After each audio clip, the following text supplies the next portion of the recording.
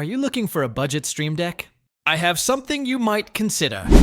These are the latest budget Stream Deck from VSDinside. They sent this item for me to review. However, this won't affect my honest review of this item. This one is called the M18, and this one is called the N1. You'll notice that they are different in terms of shape and size. Before I tell which one is for you, let's see what you'll get in the box.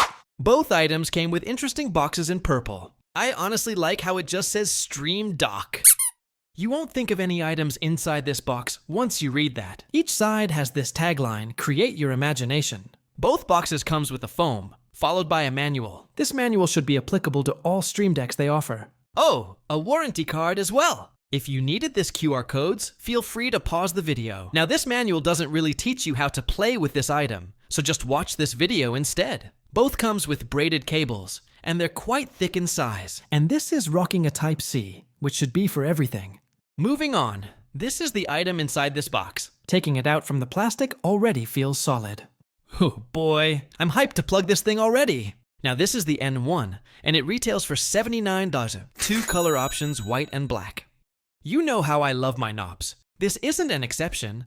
I need to feel how it turns here. You can clearly feel each turn, and it turns smoothly. For this buttons, they are somewhat standard, but not hard to press. Now for this main buttons, they are acrylic glass, soft and smooth to touch. Moving on, this is M18, which costs less than the price of N1. It's the horizontal version of that, but it comes with LED light strip surrounding its edge. This thing also offers a stand, which N1 doesn't have.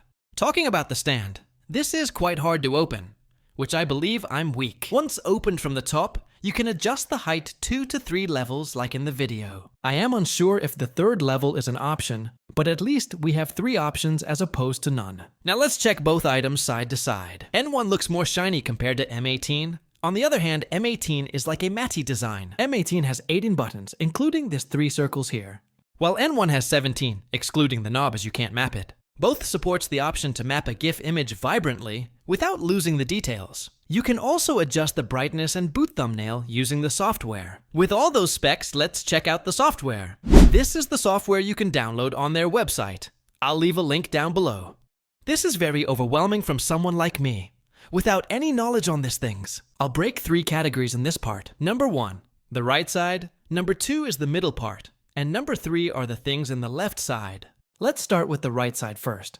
These are all the functions you can use. Easy drag and drop to which empty slots you wanted. Here is an example where I grab a function and place it to an empty slot. You can rename it however you like. It will show on the deck and from the display right here. Now this is just an example, but you can do more than just this. As you can see, I mapped my games and media controls using this thing. I even use this to edit my videos, by remapping keystrokes to split the scenes or even undo the changes. I also would like to add that I wanted to easily communicate with my team while playing, so I mapped a text to send to them. The most basic thing we know when using Stream Deck is to map applications to easily open them without having time to find it. Now still icons looks boring, right? So VSDinside created this website where you can download a bunch of stuff. Plugins, icons and scenes are available here for free to download however you need to sign up. As an example in this video, I would like to use a nice looking photo to display Valorant game. After I downloaded my stuff, I just needed to find it on my library and select the corresponding option. You can even screenshot a particular photo searched on the internet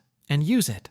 Now on the left part, this is where you can rearrange, add, or remove scenes. These scenes can be renamed as well depending on your preference. Now here in the settings menu, you can update the current firmware version and even change the boot photo. Don't forget about the option to change the brightness of the LEDs for your eyes. Now this setup is the same for both M18 or N1, but not all. For N1, you can use this in 3 different functions, including using this as a calculator. As you notice, the top 2 buttons showing multiplication and division icons. The other function is to use this in an extended numpad for keyboards that doesn't have any such as 65% layouts. You can functions by pressing and turning the knob either clockwise or counterclockwise. Now keep in mind that this function is not applicable in M18.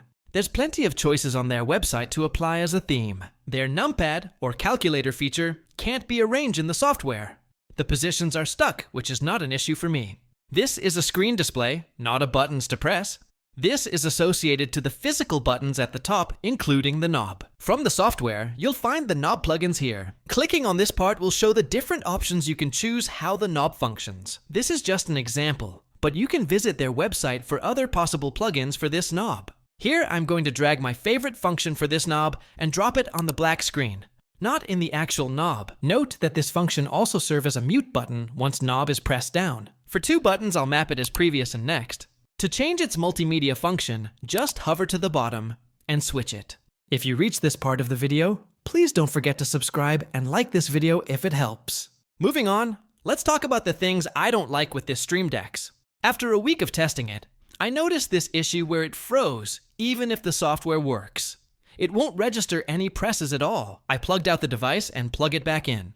This method works, but this only happened once after a week of testing. The other issue was stuck in boot logo. I was able to resolve it when I switched the plug that has USB 3.0. This next one isn't a deal breaker, but I notice how M18 attracts more smudges compared to N1. But it's not that visible at some angles. With an easy swipe with a dry cloth, it looks new again. The next isn't a deal breaker, but somehow unstable. Long pressing a button will trigger continuously, which in my case happened in M18.